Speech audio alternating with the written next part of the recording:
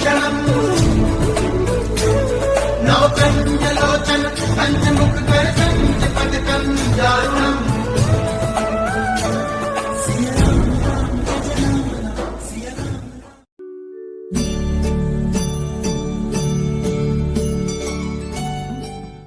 महाराज जी के आज के विशेषांक में रक्षा सूत्र परिवार के सभी सदस्यों का हार्दिक स्वागत है। बाबा जी के भक्तों को राम राम।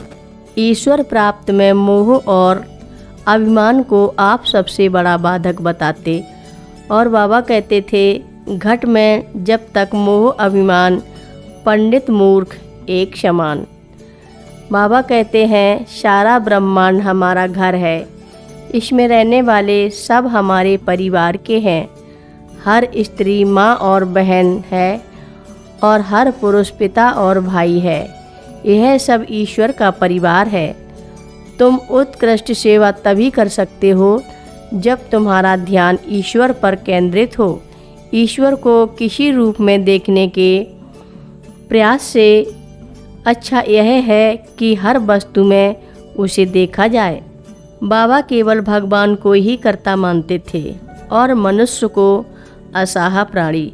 बाबा कहते थे मनुष्य से क्या मांगना, वह हमें क्या दे सकता है। संत और भगवान सर्वसमर्थ हैं, परंतु उनसे मांगना नहीं पड़ता। वे सर्वज्ञ हैं, जो उचित है उसे स्वतः दे देते हैं। इस प्रकार भगवान इच्छा को बेसर्वोपरि बताते और शरणागति पर बल देते, जिससे लोगों में भगवत प्रेम और विश्वास हो और वे आकरण चिंताओं से मुक्त हों। स्वयं असंख्य परिवारों, दीन दुखियों, आश्रम भंडारे आदि की चिंता वहन करते हुए भी वे कभी चिंतित नहीं दिखाई दिए। छोटे बड़े सभी कार्य उनकी आज्ञा से ही संचालित होते, पर उन्हें न कभी किसी से परामर्श लेने की आवश्यकता हुई और न वे आगे पीछे का चिंतन करते ही दिखाई दिए। बाबा कहते थे ईश्वर के भरोसे सब कार्य सहज रूप से हो जाते हैं। ईश्वर की कृपा से ही मनुष्य सफल होता है, कठिन परिश्रम ही यथेष्ट नहीं होता। बाबा की आस्तिकता इतनी प्रबल थी कि उनके सानिध्य में आकर कोई व्यक्ति नास्तिक नहीं रह पाता था। उसकी धारणा में परिवर्तन आना स्वाभाविक हो जाता। भौतिकवादी डॉक्टर रिचर्ड एल्पर्ट आध्यात्मवादी रामदास बन गए। यदि कोई घोर नास्तिक हठात अपनी विचारधारा को उनके पास बैठकर भी बनाए रखना चाहता हो तो बाबा उसकी मन स्थिति को देख ऐसी लीला का प्रदर्शन करते थे जिससे संतुष्ट हो वह आस्तिकता को अंगीकार करने लगता। इसी प्रयोजन से बाबा ने एक बार वृंदावन आश्रम में हनुमान जी की मूर्ति से अश्रुपात होते दिखाया और कैंची आश्रम में हनुमान जी की मूर्ति को एक बाल्टी भरकर दूध पिलाया।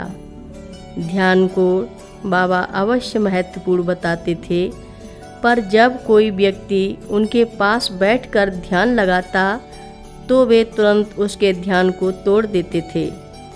मैंने अनेक बार उनके दरबार में जब वे लोगों से वार्ता करते रहते, उनके पाद पद्यों को अपने हाथ में लेकर ध्यान लगाने की चेष्टा की। कभी बाबा अपना पैर हटा लेते, कभी वे मेरी हथेली में अपने अंगूठे को हिलाते रहते और कभी वे उस समय दरबार में चलती हुई चर्चा पर मुख से ही प्रश्न कर देते और मुझे निरुत्तर हो लज्जित होना पड़ता। बात असल में यह थी कि वे प्रत्येक व्यक्ति की क्षमता को जानते थे और अपनी ध्यान की उच्च एवं प्रभावपूर्ण स्थिति को भी। एक बार इसी संदर्भ में बोले, मस्तिष्क की सीमा होती है, तुम शरीरस्थ हो, ये चीज़ें धीरे धीरे प्राप्त करने की हैं, ऐसा न करने से पागल भी हो सकते हो। यह सत्य है कि एकाग्र मन ही अंतर्दृष्टि प्रदान करता है और यही आत्मदर्शन है।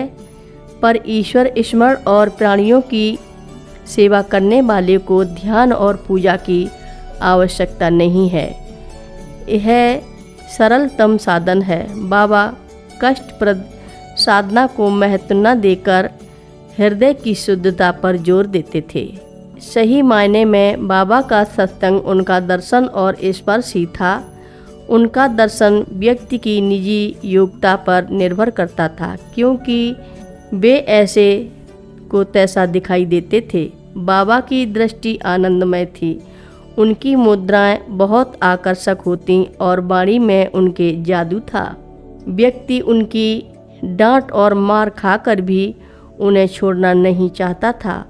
जो लोग उनके पास आते वे लौट कर जाना नहीं चाहते थे।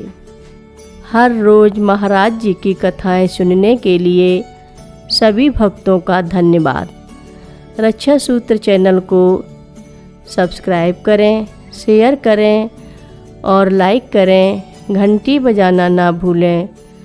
कमेंट बॉक्स में लिख भेजें जय नीव करोरी बाबा जी महाराज। सभी भक्त मिलकर बोलो नीव करोरी बाबा जी महाराज की जय जय बोलो।